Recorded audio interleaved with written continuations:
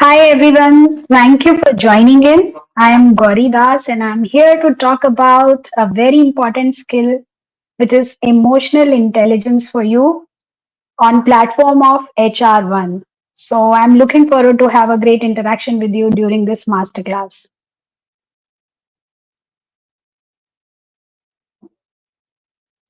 Here's who I am. You can have a quick read and basically I carry 17 years of experience in HR. And I am also mentoring at various platforms, including IIT Bombay. I'm a two times TEDx speaker, and my recent TEDx talk, which was published last week, is about how HR has moved from administrative function to become a strategic partner. So, to any HR professional, I would definitely recommend that you go and watch this talk because it really, really talks about what has changed with data, with numbers, and with examples. I am also doing a lot of work in the area of supporting women and in the process also learning. So I'm founder of Navi Mumbai Circle and also a Lean In movement. Lean In was started by Sheryl Sandberg. So I run a circle, I promoted a circle where we come together and we support each other as a community. Besides that, some of the accolades that I have is top 5 women in HR, worldwide, top 200 voices in HR, HR 100 under 40, Economic Times, HR, Young HR Leader, LinkedIn Person of the Year, and I now have LinkedIn Blue Badge as well. So after the session, if you connect with me, if you press on the connect, I would not be able to accept it because I have already exhausted 30,000 connections that LinkedIn give you. So let's follow each other is what we need to do. So that's who I am. If you want to follow me, it's Possibilitarian Gauri. That is my hashtag.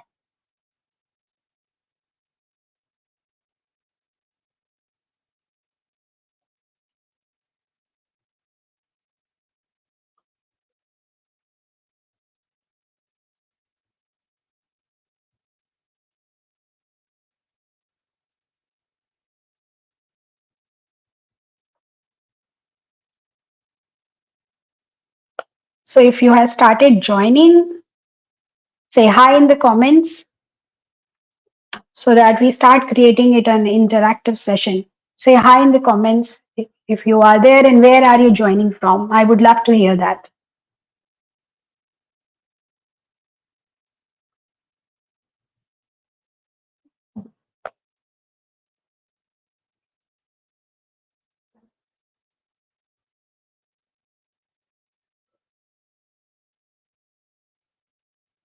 Hi, so I'm getting a lot of hi there and hi, and I would also love to hear where are you joining from. Thank you so much, everyone. So there are a lot many of you who have joined, and I'm sure this topic is a very very important topic because it is not only for work; it is also for our personal lives. And emotional intelligence is one of the things as we grow up the ladder, it becomes even more important. And especially for HR professionals, the importance cannot be overemphasized because it's not only about them; it's also about supporting that line managers, it's also about supporting that employee who enters your place and talks to you and wants to get a solution from you, which you may not have all the time. Or at times there will be difficult situations where an employee would come to you, why I was not promoted, why my increment is so low, and rest of it. So we need to be emotionally very strong. We need to have very high EQ. And that's where the topic is emotional intelligence for leaders, and we have energy in motion as first thing. Why do we say energy in motions to emotions? Because the term comes from a Latin term, and that meaning is in motion, also energy. So there are physiological impact of emotions. I don't know if you have ever tried feeling it, but you may feel emotions in your body. Emotions may lead to headache, may lead to digestive issues, may lead to stress, and lot of other things. So they have physiological impact and they are always in motion, and that's why it is said that it is an energy which is in motion. So now that many of you have joined, let's go for a quick question, a quick poll. And you got to go to Mentimeter. The poll will show up here. You have to press this mentimeter.com. You have to use this code and you will see this question there. Have you ever worked with a manager or a colleague who led more by drama than grace? So it's like, have you ever worked with someone who displayed the soap opera every single day in office, doing a lot of drama, rona dhona, and criticizing and all of that? So you have to go to Mentimeter, you have to use this code and say yes or no.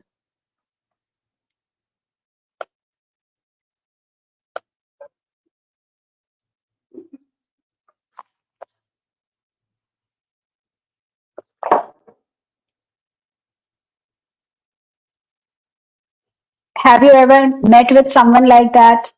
Have you behaved in a similar manner, or you worked with a manager or a subordinate or a colleague like that who used to lead by drama and not by grace? Okay, so we have responses showing up here. We have two yeses. How about others? Three yes, four.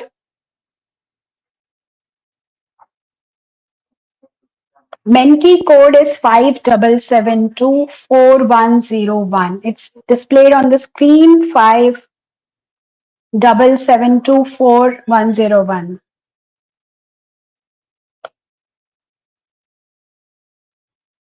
Okay, so we have nine yeses and one no. Some more responses, please. 12 and 1. So far it is overwhelmingly one sided. People have seen, most of you have seen someone like that who either was a colleague or a manager or a subordinate who led by drama rather than grace. So after today, we have to help ourselves and help others to lead by grace and not by drama. Thank you so much, everyone. Keep them coming. We will have a good reference point when it comes to this question. And I would also want to know from you, how did you feel when someone behaved like this? So, next question coming up on the screen. You have to describe that experience in one word. What was that feeling you had when you had to work with someone like this? Describe your feeling in one word. Again, same Mentimeter, you have to go there and type one word that describes. Not good is the first word that we are listening to. What else?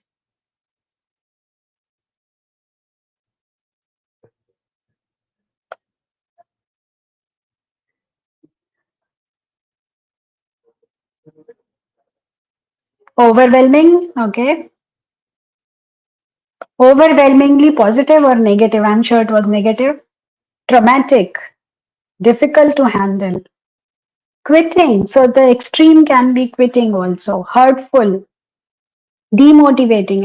Absolutely, such behaviors are demotivating. Surprised that how can someone behave like this? Angry, and someone is saying great. It would have been wonderful to listen to this, but yes, we always say that no situation is an absolute situation, so someone like that would have given a lot of lessons to you how not to behave in a particular situation, and maybe that's what you're saying, that it was great. So demotivated, unexpected, stressful comes as the first response. So let's go back. We have 37 responses. Keep them coming, and we would love to hear more from you. So let's understand what happens. What happened through story of Renu. So Renu is a consultant. She works in a startup environment, and she is very high in IQ, emotional quotient. Intelligence quotient, and that's where she reached a very high level in the organization. And the startups, as we know, are not very structured in the and she has to conduct various meetings, interviews out of office, because when you are a startup, you don't really have the right space for people to come in and talk to you and interview. So you go to restaurants and you go to good places, nice places, so that people don't think that there's no office. Where would I work? So it's like that. One day, one evening, she went, and when cook came at home, her husband called and asked her. Uh, she couldn't pick up the call because she was in the interview. So she texts that I am in this restaurant and I would be late. I am interviewing. That got over, interview got over, it went well. She went home. She reached home at 12:30 at night. And then she went to kitchen as a first thing because she was super hungry. And we know the commuting also takes very long time. So she went to kitchen and there was no food. When there was no food, she blasted her husband 12:30 and she said, I am so tired. I work so long hours and you don't even have food for me. Now, this was a miscommunication. He thought that since she's interviewing in a restaurant, it's going to be late for her. She will eat and come back home. But that didn't happen that particular fateful day.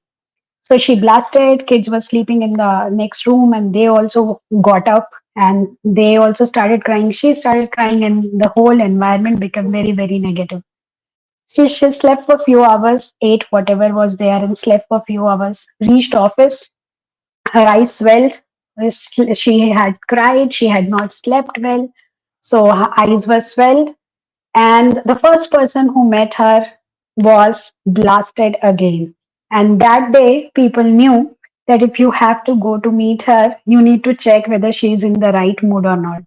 Many of us have worked with such managers where we need to check whether the person is in right mood or not, whether we can talk to them or not. So this being moody is not a good sign for leadership. And that's what we are going to cover, what it is, why we should not have it, and how we can get rid of these challenges. So let's go back to the slide and understand. The first thing we spoke about energy in motion, and now we will be talking about the next topic. This is emotional iceberg. What you see as a behavior or as an action is just the tip of the iceberg. It's not exactly what's happening in our mind. I know someone who had a traumatic past and had a very difficult relationship with different gender, and that's why this person does not get involved in any social activities. So in the beginning, I used to think that this person is not very social, and that's why this person is not interested in connecting with people, joining office parties, and all. But when I spoke in detail with this person, I realized that that was only the behavior which was showing up. The true thing, the deep thing was totally different. And that was the traumatic past and difficult relationship with different genders. So whenever you are looking at a behavior, remember there can be n number of things beneath and that can be causing that particular behavior. So someone you see angry on you, you may not be the cause. The cause may be like Renu, a fight at home, or the cause may be that they could not sleep, or they had a difficult discussion with their manager, a failure, a mistake, anything. You may not be the reason. So now onwards, you have to remember that what behavior you see is only tip of the iceberg, and you don't have to get carried away by it because beneath lies some other reason, and that is very deep, that is very difficult for us to understand, and that's why we go by the behavior. So don't get carried away by the behavior. Always try to help the other person as long as they are open for a discussion. Even if you give just the listening ear to them, they would be very, very happy talking about it and they will feel relieved. So that's the importance of emotional iceberg. What is being seen or as a tip of the iceberg is not actually the right thing. There are things like you see a lot of difficult emotions and feelings here. Person may be lonely, worried, anxious, helpless, anything. So that's emotions iceberg. Now let's move on to next thing. What is emotional intelligence? So simple terms, do not be a Renu. Renu blasted. Renu expressed all anger on office boy. If we can manage our emotions in such a way that we don't blast, we are emotionally intelligent. That's a very, very simple definition. Unleash it at the right time and place before you explode. So Hindi में बोलूँ तो अगर आप फटते नहीं हो, आप manage कर लेते हो डिफिकल्ट कॉन्वर्सेशंस को, तो आप इमोशनली इंटेलिजेंस हो. That's the very, very simple definition. Moving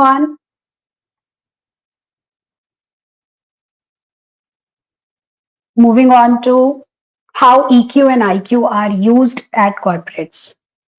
So here is IQ, and it is saying I have to do a lot of work.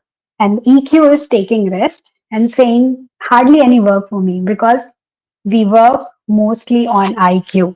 We don't look at EQ. And before COVID, we were not even talking so much about emotions. And we know how difficult workplaces were.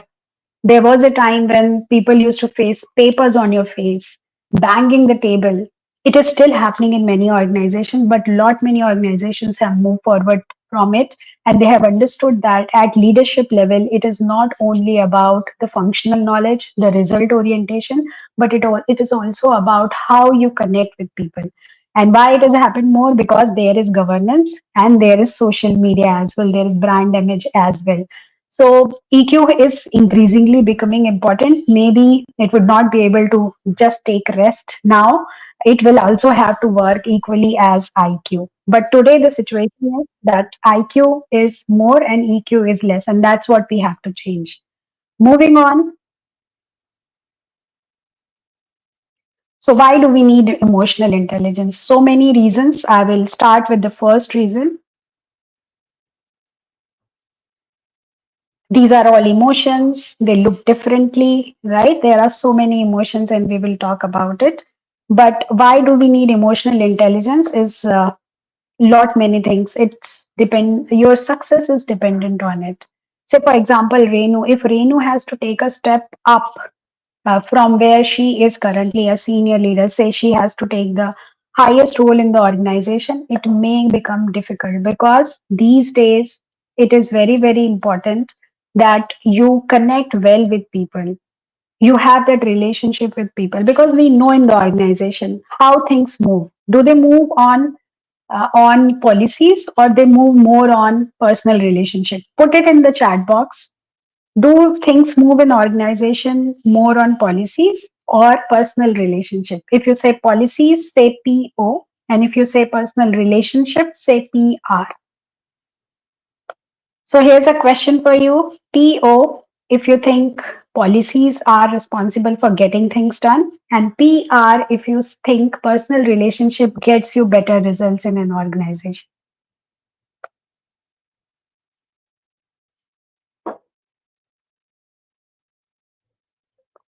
Okay, so Vishu says PR, PR, PR, Anurag, Pratha, Disha, Meera, Pramita, Swapna. Okay, so it's again one sided and everyone thinks it is PR. I fully agree because it's about personal relationship. Is the other person going to prioritize my task? It is dependent on emotional intelligence. Is dependent on my relationship with this person. So emotional intelligence comes into picture there as well. Let's move on to the next slide. Success is dependent on emotional intelligence, and now there is data. A survey from, I'm quoting a psychology organization. The name of the organization is International Honor Society in Psychology. And a study says from them that 59% employers said that they would not hire someone who has very high IQ but low EQ. So employers are wary of hiring people who have very high IQ but low EQ. So in order to move forward, in order to step up in your career, you really need EQ because it's about relationship, it's about knowing yourself, it's about managing yourself, it's about motivation, and IQ will give you that cognitive power, but how you use it comes from EQ. So, first reason why we need it as we move up the ladder, we need to have better EQ. I quoted the study, and EQ is better predictor of success today, and that's why we need it to move forward in the hierarchy. Next one. It is important to inspire and motivate people. We are not looking at managers only today. Definitely, manager is not bad and they are generally abused, but I don't see a reason why managing should be bad. Manager is one thing, but everybody wants to become a leader today. They want to become coaches to their team. So, when they have to inspire, when they have to motivate them, they need to have more of EQ and not IQ. Do you think Renu would be able to motivate people better? She would not be able to because She does not have that emotional control on herself. She can have a fight with office boy. Being a senior leader, she's fighting or she is shouting at office boy. So the kind of respect that she is earning is not enough for people to follow her as a person. And we don't follow chairs or titles. We follow people. And that is why we need to have high EQ so that people get that get that feeling of respect when they connect with us. So having an environment of respect, having an environment where you can motivate, you can inspire others, you must have EQ. Moving on, the next reason, to have happiness. Now tell me, if you fight with someone at home or at workplace, do you feel happy? At least for next few hours, do you feel happy? Say yes if you fight and you're still okay with it, and say N if you fight but you have that feeling that something is not right. Your mind, you cannot focus for some time. So say yes if you fight, you have a difficult argument, nasty argument, I would say, and you're still okay. And if you have that lingering feeling something is not right, this shouldn't have happened, then say N. No, no, no. Okay. So most of the responses I'm seeing are no, not happy, no, not happy, no. So there's Smita, there is Pooja, Javita, Kirti, Abhay. So nobody feels happy after fighting. And can you feel like this the way this woman is relaxing? You cannot feel this relaxed unless you are really happy from within. So, our well being, and thank you for your responses. I did not see any yeses. I don't know, there were so many responses I might have missed, but I did not see any yeses. So, it's a general conclusion that we don't feel happy after a fight. There is that lingering feeling, something is not right, and this should have happened. We should be amicable. So, it's a human nature to feel better when we have cordial relationship, when we have positive communication. It's difficult to confront others, right? We have to confront others, we have to be assertive, but we don't have to enter into nasty fights. So when we have EQ, we are able to manage our own well-being also. The first impact, like I said in the beginning, emotions have physiological impact as well. We can be having stress, we can be having a headache, we can be having digestive issues and many more things in our body just because of having difficult situations or difficult not processing emotions better. And that is why it is very very important for our own well-being first that we have high emotional intelligence. Moving on to the next one, decision making. So you would have heard about amygdala hijack. Whenever there's a stimuli, there is any sensation that our senses pick up, five senses pick up, the first reaction comes from amygdala. And why it happens? Because it is our primitive brain. Our frontal cortex was designed later or created later, but the primitive brain is amygdala. So the moment there is any stimuli, we either fight or flight. So first decisions, anything come to amygdala, and decisions do have a flavor of emotions. We say we are logical and we are taking every decision based on data. But if you look at how things work and how decision making happens, emotions play an important role in taking a decision. When we are in the state of overwhelming emotions, we take some decisions and then we realize, oh, I shouldn't have done this. This was not the right thing to do. And that is why it is said that when you are overwhelmed with emotions, don't take any major decisions, because your fear, fight or fight always gets triggered. So you would be in a difficult situation. And it also happens when somebody tells us something and we take it on our ego and we suddenly start either fighting or we don't say anything if there is a authority or there is a hierarchy. So always remember that whenever we are taking a decision, emotions are playing very very big role, and that's where we have to keep them under check. We have to manage them better, process them better, so that we don't go for decisions which later on we regret. And here is a question for you. Have you ever taken a decision under emotions and later regretted it? Say yes if you have taken a decision and later regretted it, and say N if you have never done it.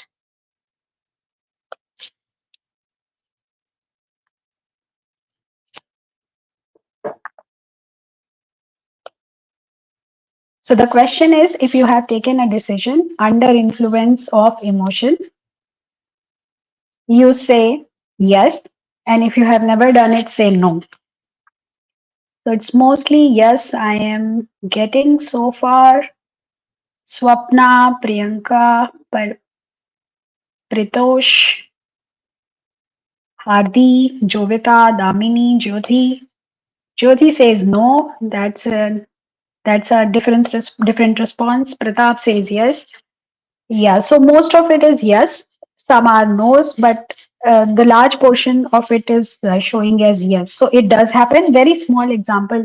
We tell something to someone because we have a say we are very happy, and we tell something to someone. We promise something to someone, and then you realize ये नहीं करना चाहिए था because we don't have time for it or we can't commit to it, but we have already committed under influence of emotion. And likewise, under influence of emotion we take negative things as well.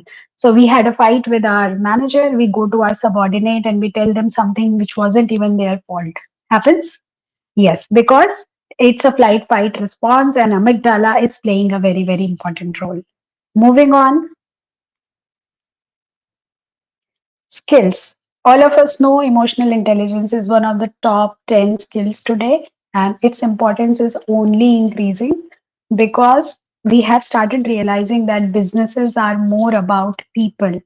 They are not about machines as it used to be earlier in manufacturing era. Now, when we are talking about even manufacturing, there is Revolution 4.0. So it's all about people and technology today. And when it comes to people, it's not IQ that's important, it's EQ which is important. So I'm not saying that IQ is not useful at all. You need to have that basic cognitive ability to reach there, so it opens the door for you, IQ. But once you reach there and you have to move forward, you need to rely heavily on EQ. And here's another question. How many of you think that stakeholder management is very, very important piece in your overall function, overall job role? If you think it is very important, say why. And if you think it is not, say N. Stakeholder management, connecting with people, interpersonal communication, say Y or N.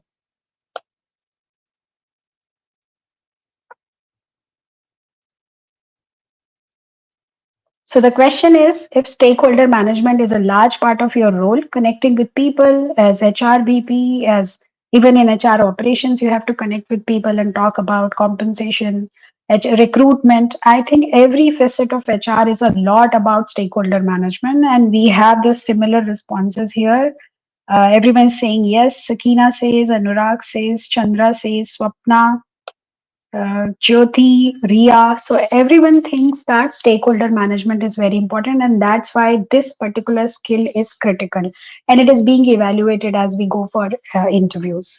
Moving on.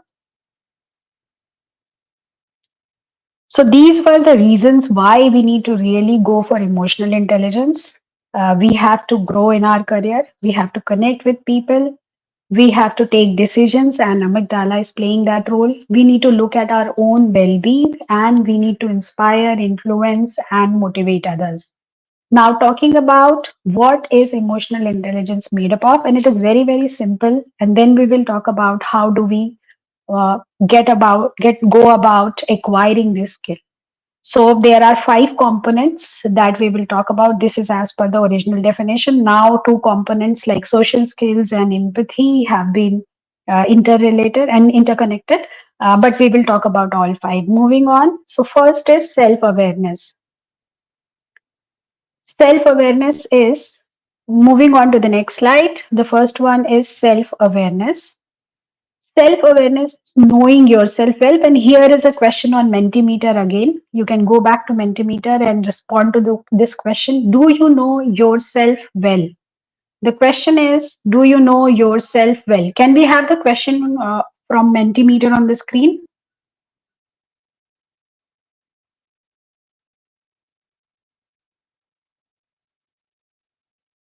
Again, the code is same 577724101.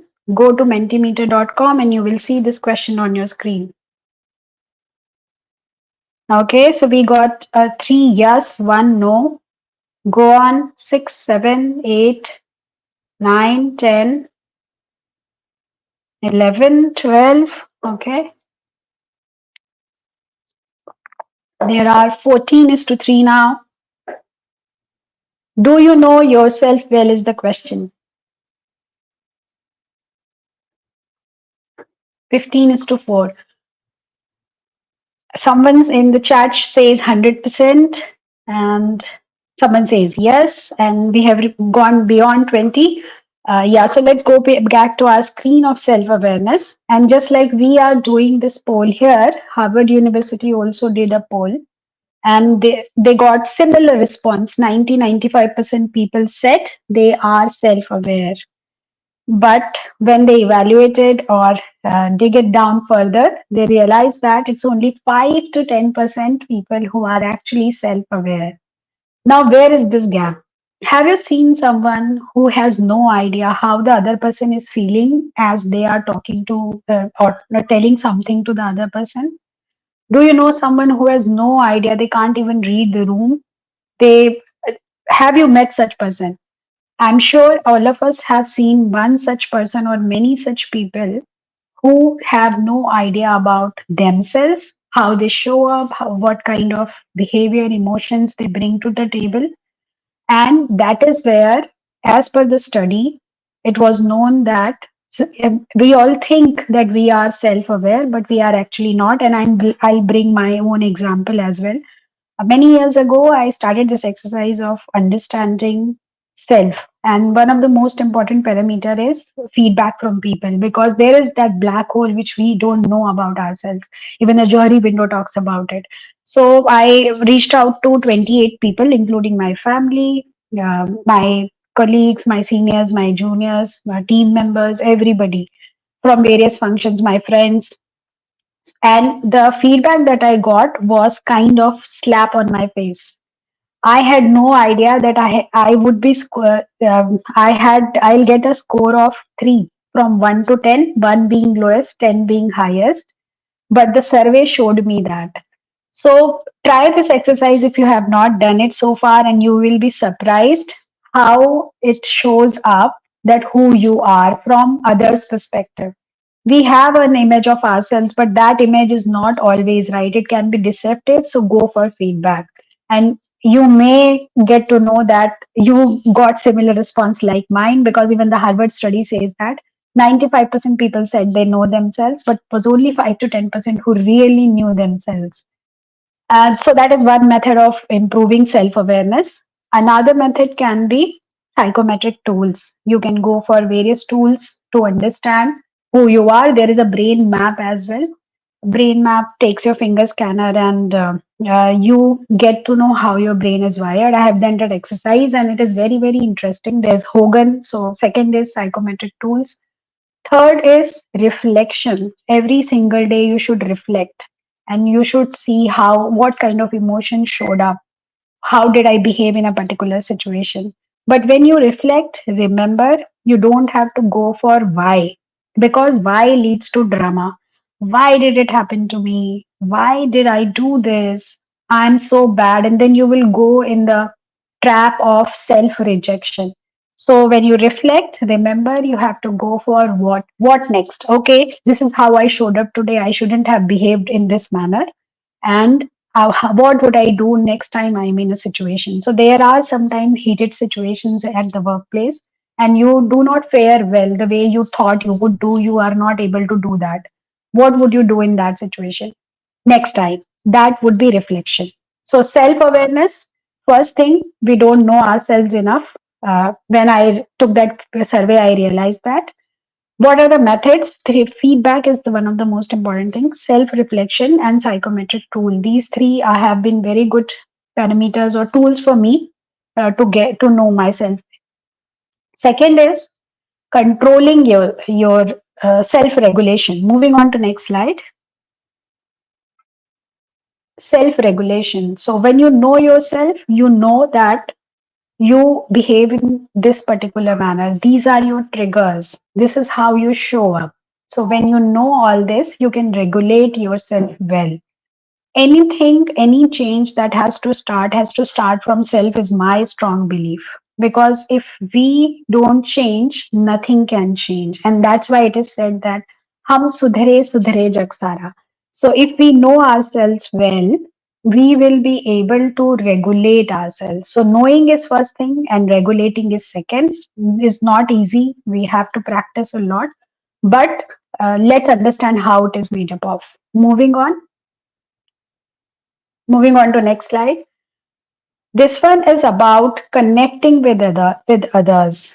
Our social skills. How do we regulate ourselves when somebody is talking to us and they are changing things? When I did my NLP certification, we were told how to understand or observe others' behaviors or others' body language so that you can tune yourself to it.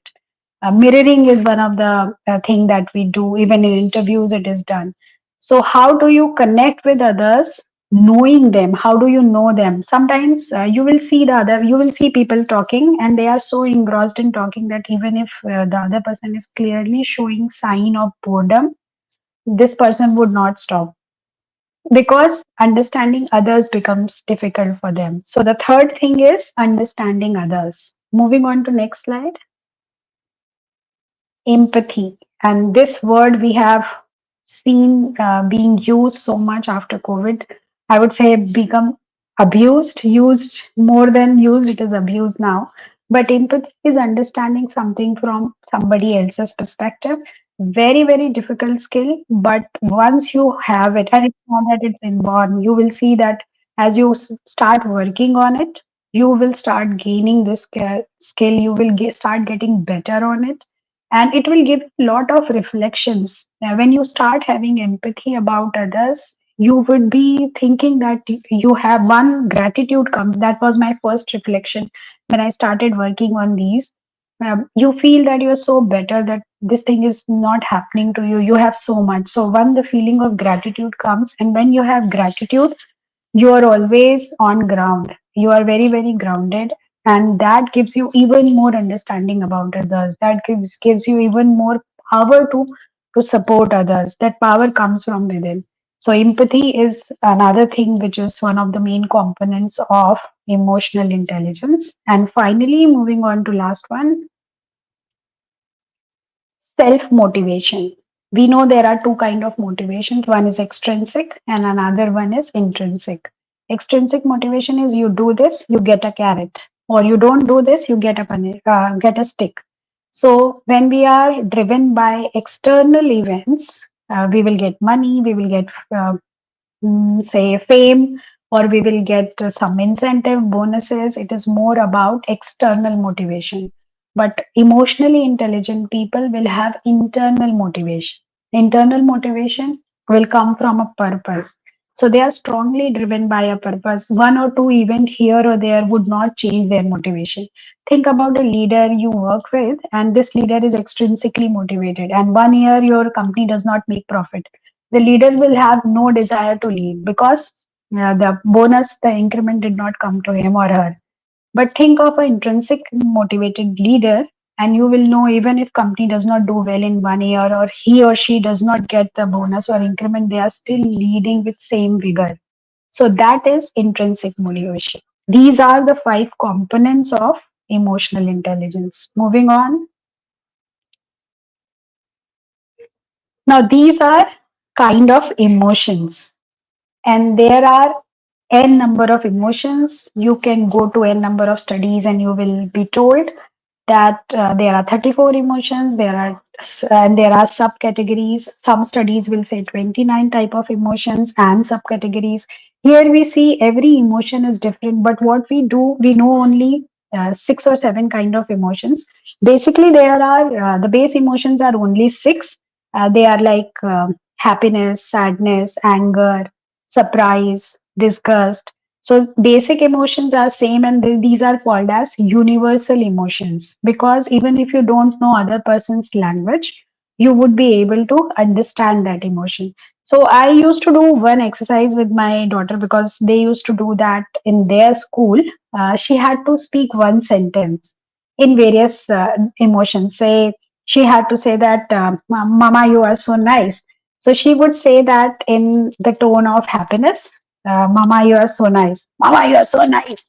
This is like irritated. "Mama, you are so nice." So she will bring that understanding to herself, that same sentence, if it is spoken in different formats, how different it would be, because our emotions give meaning to those words. So even if she's saying, "Mama, you're so nice," I can feel it that she is not meaning it, right? So what we need to do is we need to understand different kind of emotions and start calling them out. We should not be restricted to "I'm happy, I'm surprised, or I'm angry." We need to we increase our vocabulary of emotions. So when we say somebody is angry, anger is not the first level. There will be irritation, there will be stress, there will be, and anger is not the last step also. There can be rage. So rage can become, in this category of emotions, rage can be the highest level. Once we start labeling it, say for example, talk about rage, even if the person reaches the stress level or irritation level, if they know this, that I am irritated at the moment, they will try to bring it down. And if they try to bring it down or maintain it, it will never reach rage level, right? So we need to be very, very careful about what we are feeling, what is the emotion that we are experiencing at the moment, and that comes when we sit down with ourselves. So we'll talk about it, but for now, the new practice that you need to develop, and I am also work in progress, start learning those vocabularies for emotion. Don't restrict yourself to just few emotions, right? So that is about number of emotions that we deal with every single day. Moving on,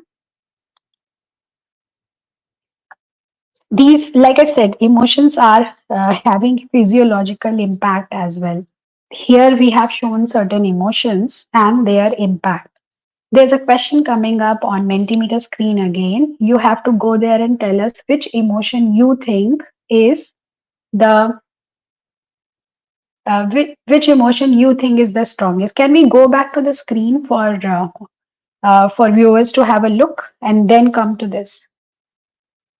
Amongst these emotions, anger, fear, disgust, happiness, sadness, pride, shame, envy, which emotion you think is the most strong emotion? Let's go back to Mentimeter screen, or it can be here so that people can look at it.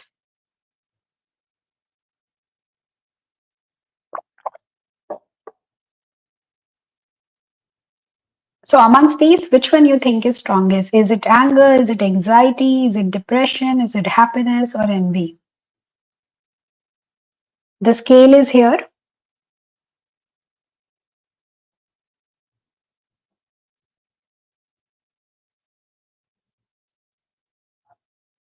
Babita says love. Thank you, Babita, for being the first respondent.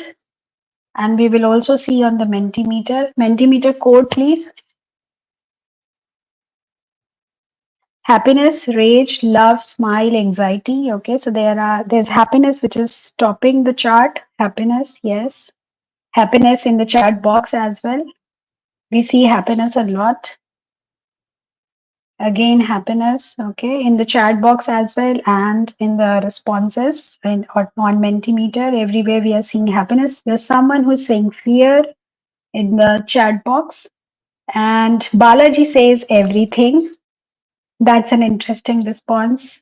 Wasim says neutral. Damini says anger. Happiness again tops the chart here on Mentimeter.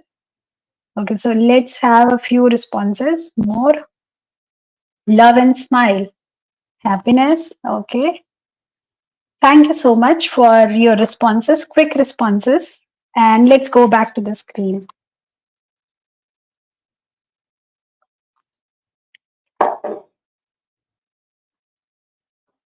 If you look at the screen and you look at the physiological impact of the emotion, the yellow portion is plus 15 and the blue one is minus 15. If we look at all of it, the biggest emotion is love, the most critical one, because you see mostly yellow and it is impacting a lot across the body. So, and that's why it is said प्यार अंधा होता है, because love is the strongest emotion. It's not that any emotion is bad, and I'm glad some of you went for it. Happiness is a close second, and most of you said happiness. So yes, we should understand that love is the most critical emotion or biggest emotion that impacts us. Why? Because you see the physiological impact of love. It's spread across with very high intensity. Yeah. So I was saying that it's not that any emotion is bad. Every emotion is good and it is serving a purpose. Even anger. There have been huge changes because of anger. There have been movements. You think about 1857 Kranti in India. Some people got angry that Britishers were behaving a certain way, and that's why they fought against them. So anger is also a very important emotion. You talk about shame. Shame is also an important emotion. It is serving a purpose. It is creating that societal order. I'm not entering into debate of what is wrong or what is right or why shame, but I'm just telling that any emotion is a good emotion. If you talk about even anxiety, that is also a good emotion to a certain extent, because it puts you on your toes. If you take everything lightly, you will not prepare for things. So even anxiety is serving a particular purpose. So any emotion is serving a purpose. Process it. Never try to suppress any emotion. Always allow it to process. If you suppress it, you see it is in your body. So it will then manifest into headache, into disorders, into various other things. And that's why whether it is a difficult emotion or it is a easy to handle emotion like happiness, sad, your love, pride, anything that comes to your mind, all emotions are serving a purpose, and that's why there are uh, Bollywood dialogues also expressing anger. मैं फेंकी हुई चीज कभी नहीं उठाता. ये police station है, तेरे बाप का घर नहीं. Right, so these are expressing anger. What is it showing? It is showing assertiveness, and assertiveness is also a very important quality. So remember, no emotion is bad emotion. Every emotion is serving a purpose, and we have to be attuned to emotions, allow them to process, never suppress them. And that's why it is said that it's not true that men don't cry. Crying is not bad. And we have seen this Virat Kohli and his boys crying. We have seen ISRO chief crying because it is emotion. Let it process. And then they come back with very high vigor. Then they come back with even more force and they do better, right? If they suppress it, it can manifest into anything negative. So never suppress. And the most important emotion is love. Moving on. Moving on to next slide. Now, in journey of emotional intelligence, one thing that I have learned is critical is acceptance. Now, this is an example of it is raining, you can keep on crying that I don't like rains, it makes me gloomy. I wanted it to be sunny, I couldn't do my work, I had to go out, I got dirty because of rain and mud and whatnot. Or you can say it is raining, first accept it, and then think what next to be done. For example, you go to eat a pizza, you eat it, at that time you are very happy. But after eating it, you say, oh, it will increase my weight. I ate so many calories today. I shouldn't have done it. The joy of eating that pizza is also gone, and you have, anyways, taken calories. So accept it that you have eaten pizza. Now go and exercise more. So when it comes to emotions, the most important thing is accepting the situation first, because the moment you accept, half the problem is already gone. Until you accept, you will always have that inner dialogue going. why this, why not, all of this, like example, why is it happening, and why always takes you to drama. So first thing is accept it, have the problem gone, and think from what perspective, what next. And acceptance is so critical, and I have seen it this way, that that's why I'm showing it separately, beyond the measures that I have taken for emotional intelligence. Acceptance is very very high. Moving on. Now, dealing with emotions. So, we learned what are emotions. They are energy in motion. We learned what emotion, why is emotional intelligence important. We spoke about some studies. We spoke about emotions are not bad. No emotion is bad. We talked about how we need to be processing them. We also talked about various components of emotional intelligence. And now it's time to deal with emotions. How do we deal with emotions? But before we start, I would love to hear from you. Are you with me?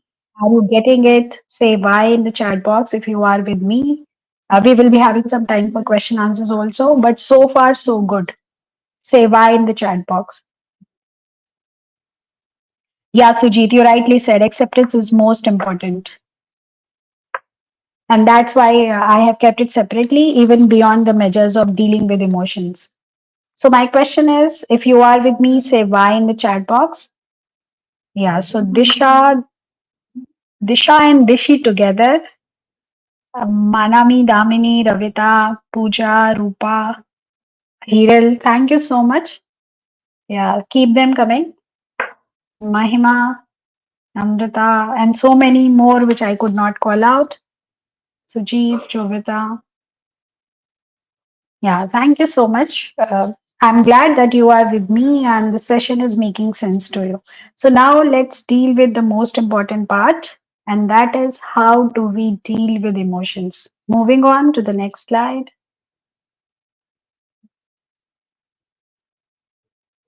Moving on to the next slide, please. So the first thing when it comes to dealing with emotions is respond, not react.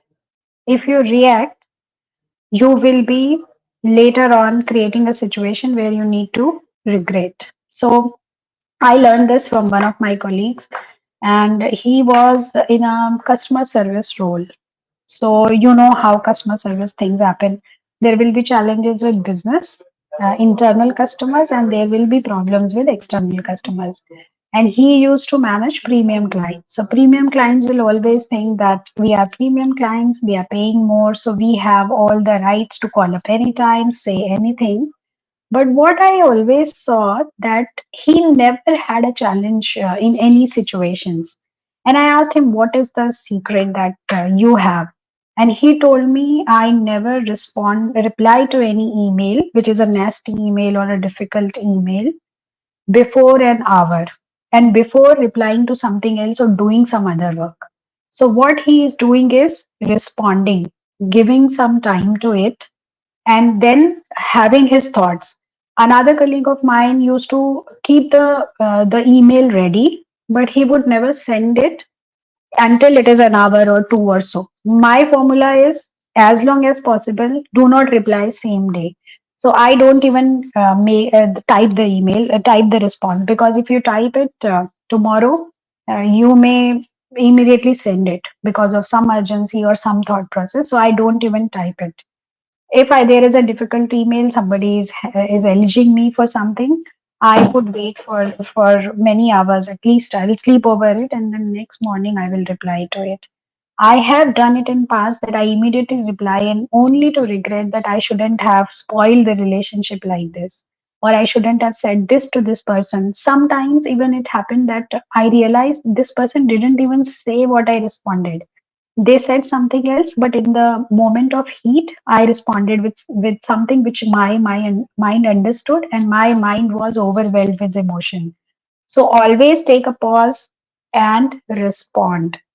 No, don't react, but respond. Reaction is the moment someone says something, you reply. And respond is you take some time. So I cited two, three examples here. Number one, You can spend some more time.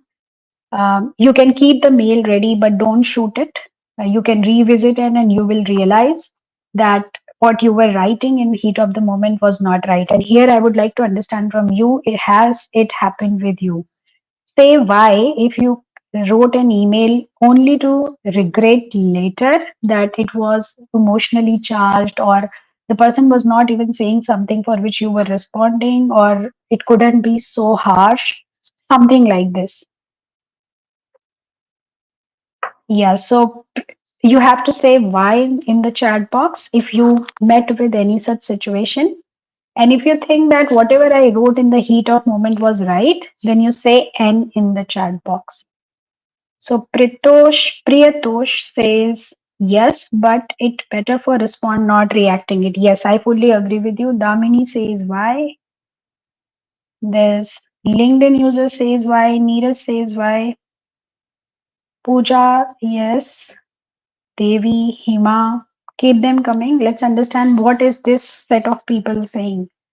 Sanjay, Abhay. Yeah, so far everyone is saying yes. A few more responses.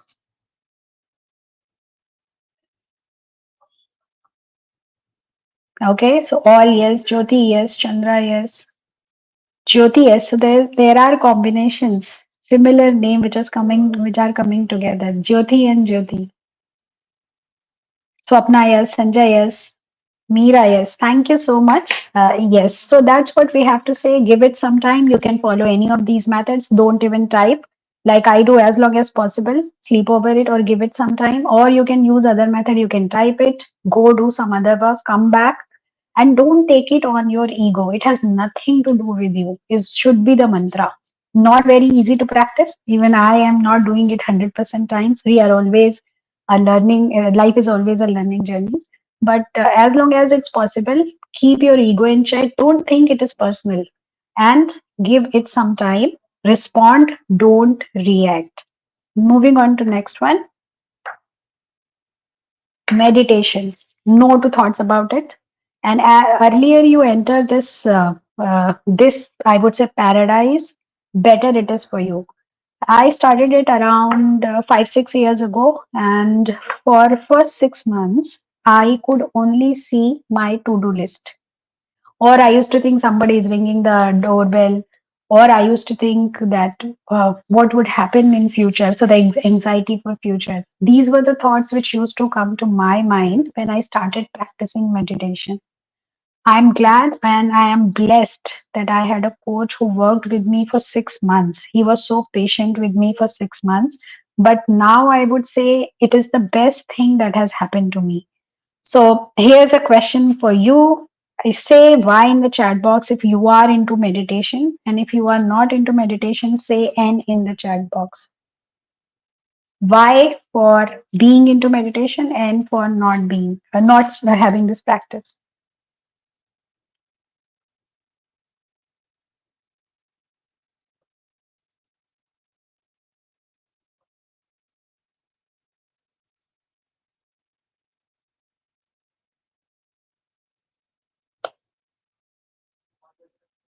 Okay, so I've got first few responses and all of them are N except Smita who says yes, and Gayatri who says yes, and rest all are Muhammad Mushtaq says yes.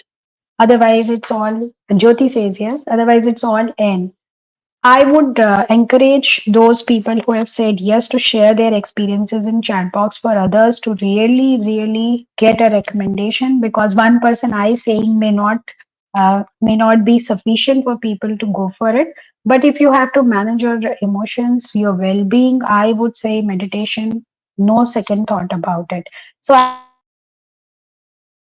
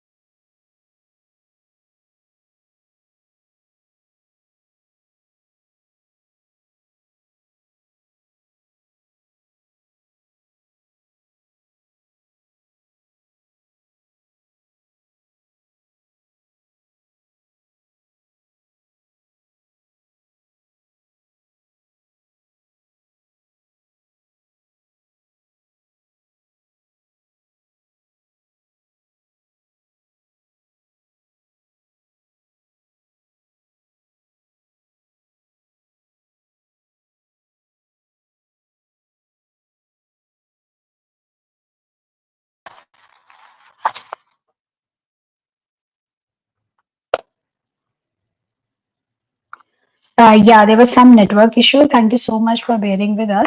Yeah, we were talking about meditation, but before that, technology thought that they're talking about emotional intelligence. Let's try how they react when this situation comes that nothing is visible on the screen and there is a technical glitch. And we are smiling. So, yes, we are actually practicing emotional intelligence. Moving on to next slide. Yeah, so someone said meditation helps our mind to take the decision according to situation. Absolutely agree with you. There is peace of mind, someone says, and now someone confirmed that you are audible and you are visible. So thank you for that. Next is know your triggers. We call it hot buttons. What exactly triggers you? There can be different situations that trigger you. Sometimes people are triggered by a particular mention of a particular topic. Say someone, say if you are a hiring professional and someone says that you are slow in hiring, you have data to look at it. Don't make it your trigger. Someone says the one whom you hired were not good. Don't make it your trigger. Look at the data and tell them you were also involved in the process, but be respectful. So understand your triggers. What are your triggers? For example, I will cite my example. I was until I did my NLP certification, I was not realizing that my trigger was orderliness. So I would always think that I need to be extremely orderly. I would like to reconfirm if you can hear me and see me. Can somebody respond in the chat box, please?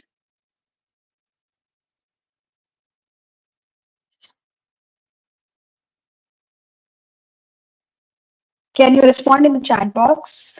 Okay, Varun says your voice is not very clear. Just a second.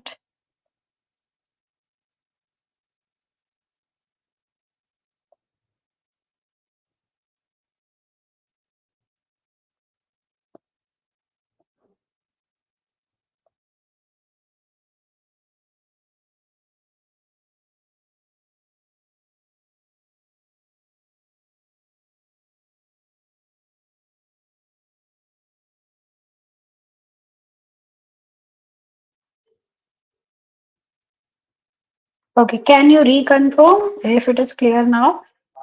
Okay. Is the voice clear now? Okay, someone confirmed yes, little disturbance. Okay. I think we have to live with it. But if you, as long as you can hear me, yes, you are visible and audible with a little disturbance. Okay, thank you so much for responding, and let's live with it because we have limited time to connect. Okay, yeah, many have said much better. Okay, thank you so much. Thank you so much for your responses. So I was talking about triggers, and I was talking about my trigger. So for a very long time, I did not know that orderliness is my trigger. So if I see something which is not very orderly or organized, I used to get heated up or tensed, and that would finally come out in the form of anger. And I was not aware of the scale of anger, that it starts from a little trigger, then it goes to irritation, then it becomes anger, and finally I used to blast as rage, expressing rage. So when I did NLP, there was a concept of mental model. Mental model is how we look at the world, the stories, the narratives that we have seen. And we know everybody has a different way of looking at the world. The simplest example is six can be looked at as six, or it can be looked at nine, from where you are looking at it. So they talked about mental model, and they asked that how do you look at the world? And I always used to look at the world from the perspective of that if you are not organized, you would not succeed. So even at home, if I used to not see orderliness in the child, I would think this child is not going to go to succeed, and that's why I would always shout and advise and guide and train the child to pick up orderliness and being organized. So when I discussed this with the trainer, NLP trainer, they explained that how mental model works, how the other person looks at the world. Because for me, Things can be very, very logical. Abstract thing may not be my thing, and I can be very organized, structured. But there are people who are not organized, structured, and we know how the people who pursue arts are, and they are very good at their work. So from then onwards, I realized that it's not that success is connected with being orderly. It's just that I look at the world from that perspective. The other person may not look at the world from this particular perspective. And you would have realized, as we age, as we grow up, we realize that what yesterday was not at all possible, today we understand even this can happen. So it's we live in a multipolar world. So far it was white and black, but now we know it can be any shades of gray. So we have to always know what is our trigger and then rationalize it. Our beliefs can become triggers sometimes. Our belief can be, say, for example, amongst our team members, our belief can be everybody should be dot on time. That can be one belief. And if somebody doesn't do it, we think they don't follow discipline and they are not engaged. Whereas someone may come at flexi timing, but they are very, very engaged. They give as much time to organization in emergency situation as required.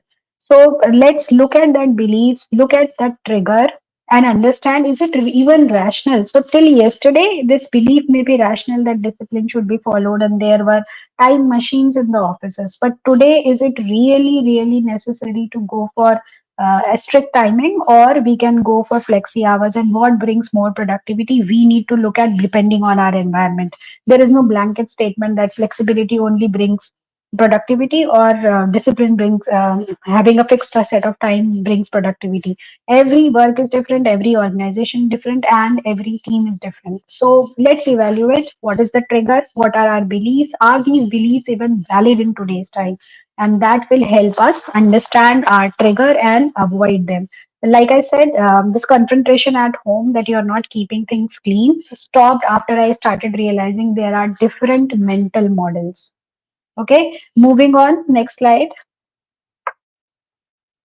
Distraction. Now, distraction is always taken as negative, but distraction can be positive distraction as.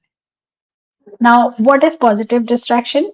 The positive distraction is, and okay, I would want to do a poll here. Let's go back to trigger.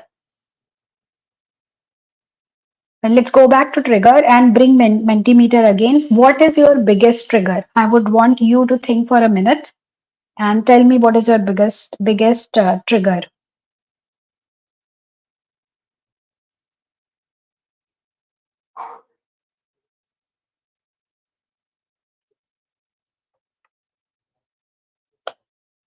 So the question is on Mentimeter. The code is 57724101. You have to go to Mentimeter and put up a response, or you can put it in the chat box as well. Happiness is the biggest trigger for Pooja. What else?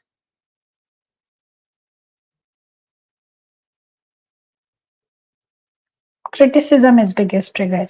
I'm with you, Nidhi.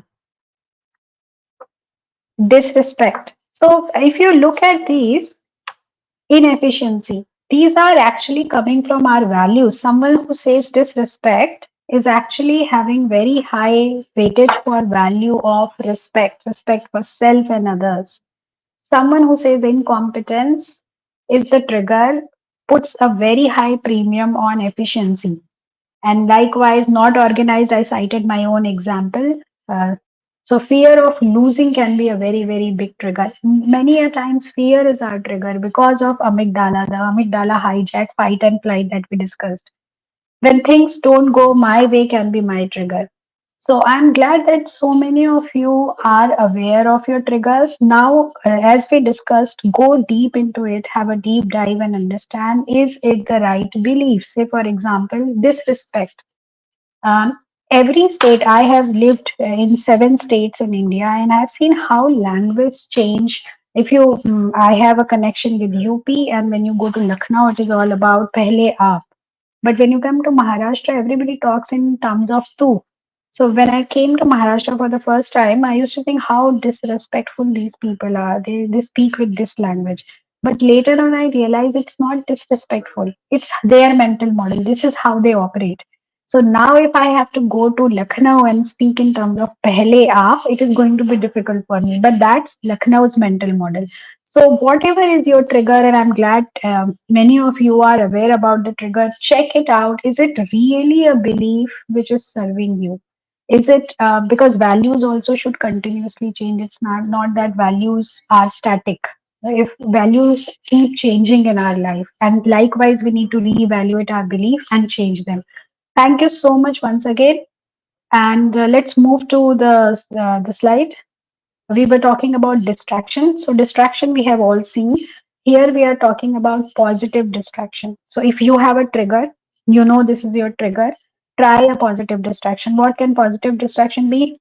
Go for a walk, stay away from situation, go for a walk. You can you can go for talking to someone.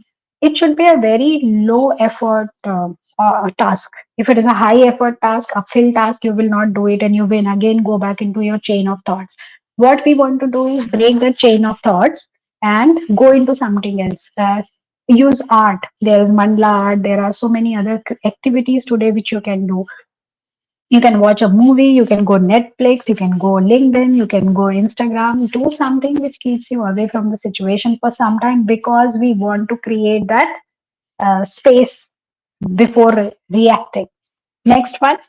So, positive distraction is the term that we need to utilize. Snooze. So, there is a 6 second rule. Whenever you have to reply to something, wait for 6 seconds. 6 seconds is what our amygdala is pushing us to flight or fight. Don't give it that opportunity, and it will come to our frontal cortex. So, snooze, hit a snooze button all the time, just like we do it in the morning. Especially Monday mornings, and because Sunday is always late, so whenever there is a holiday, the day after, snooze button is used very highly. So snooze it for 6 seconds, and you will realize that the the overall intention or overall desire to react or किसी को फोड़ना है वो कम हो चुका होगा. Moving on. Practice. So, like I said, it doesn't happen in 1 day or 2 day. Meditation, I told you 6 months, I could only see future or past or to do list. Likewise, many other practices I'm still in progress, but I do continue taking that feedback. I do reflect. I'm going to watch back this session also to understand what did I do well and what I could have done better. But I'm not going to say why did I say this. Only going to say what can I do better so that the audience get better value out of the session. So that is practice. Be patient. Be patient with yourself first. Any change starts with self, and we need to be most patient with ourselves. So it's all about self when it comes to emotional intelligence as well. Yeah, so that's where I would end this session. It's time for questions, and I hope the session was useful for you. We talked about what is emotional intelligence, what are the components, why we need to have it, and how can we have better control on our emotions. There were 6 steps or 6 methods, tools that I have used personally. There can be more, but this is what I shared. This is my experience. Thank you so much once again. It's time for questions. Please put it in the chat box. And you have on the screen HR1. It's a global leader in cloud based software, and the session is being done through them. So I would like to thank HR1 and team for creating or putting things together for the session. Tools to self-assess is what Nidhi is asking. Nidhi, like we discussed, the first tool that has really worked for me is feedback, 360 feedback. Involve your family, involve your parents, involve your friends, along with your colleagues at work, because we sometimes behave differently at work and home. So that is number one tool. Second tool is brain map has worked very well for me. You go for a brain map or psychometric analysis. That is third thing. Reflection is another thing, and journaling is fifth thing. So there are 5 tools that I have used, and they have helped me for improving my self-awareness. But remember, the moment you start having self-awareness, you will start rejecting yourself as well, because you will realize I'm not good at this. I have seen people looking at their strength finder test. We know Gallup strength finder, the top 5 strengths, And people will say, I didn't want this as my strength. I should have been good at X strength. So we reject even our strengths. When we get to know more about ourselves, we get to know all the negative things about ourselves. So accept yourself, because the moment you enter into this thing, the second thought would be, I'm not a good person. So don't reject yourself and use these 5 tools. Hope that helps. Let me pick up something else.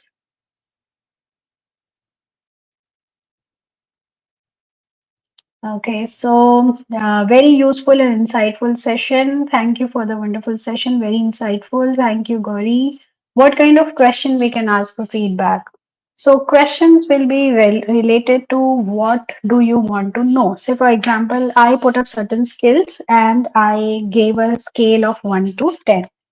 And the only response that I could say, I asked them, what is my strength? And I asked them, how do I behave emotionally when I am charged? That means I have a stressful situation. Do I behave positively, or I go into the drama mode? And between 1 to 10, if you are rated 1, then you are actually a drama maker. If you are rated 2, 3, 4, 5, whatever, but if you are rated 7, 8, 9, you realize that, okay, this person doesn't think that I'm a drama maker. Likewise, you can ask about strength and you can ask them, tell me my two most important strengths. Then you can ask, how do I talk to you when I am super happy? Because in both emotions, both spectrum of emotion is very important. The difficult ones also and the positive ones also. So these kind of questions you can use for asking feedback. And if you are looking for a particular skill, the questions pertaining to that skill can be asked. Okay, I hope this helps, Pooja. Then Rupa, I was asking any tool or psychometric for self-awareness. You can pick up any tool. There are so many. There's Prism, there is Hogan, there are brain maps. Like I said, they are not psychometric, a little different thing, but you can pick up any of these. Rupa, so three things, three tools, tool names I mentioned. Tool to understand your trigger is improving your self awareness. There will not be a direct tool to tell you, because we are so different in different situations. This question was from Damini. Yeah, so Damini, there will not be a single tool, but if you take up 2, 3 tools and you realize everything is pointing towards same thing, it can be called as multiple. It can be called as a trigger. So go for more than 1%. Like I said, it's not 1 or 2 or 3, but I go for at least 28, 29, 30 feedback, so that it doesn't happen that there is a lack of data. I hope this helps, Rupa. Sorry, Damini. Chandra says, thank you. Can we have any recorded copy that HR1 team will get back to you? Thank you, Chandra. Manami says, thank you, Gauri and HR1. Thank you, Manami, for being with us in the session. Smita says, thank you. Meera says, thank you. Jovita, love the session. Amazing session. Thank you so much, Jovita. Swapna says, thank you so much. It was good. Nidhi says, thanks. Devi, excellent session.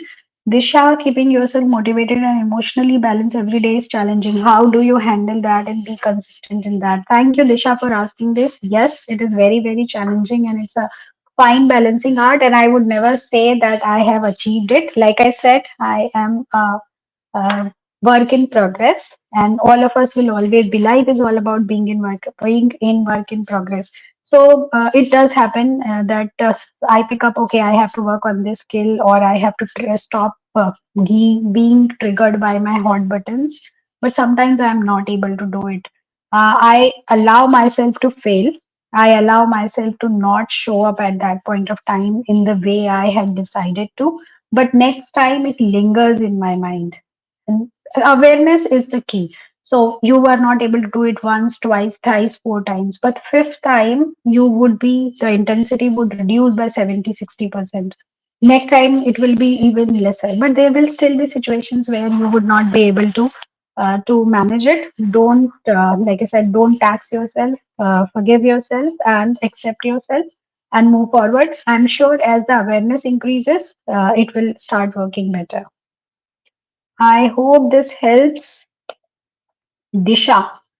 Pooja says, thanks. How to respond when things are not organized, how we want from others. So, Pratap, like we discussed, we need to realize that this is our model of world.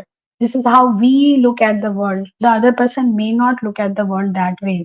So, even if it is not organized, we go deep into the belief, go deep into the value system that you are running from, and check out if it is still relevant. Can you still manage not being organized but relationship is more organized? So you need to ask these questions and then decide what is actually important. I hope that helps, Pratap. Colonel Ajay, thank you so much. Hardi, thank you. Disha, keeping us and Disha, we discussed this. Hiril, thank you, Hiril. Thank you, Rupa. Thanks, Gayatri. Asra, thank you. And Disha, thank you so much. Thank you, Ria. So I guess we are done. Any other questions? I'll wait for a moment and then we can close the session.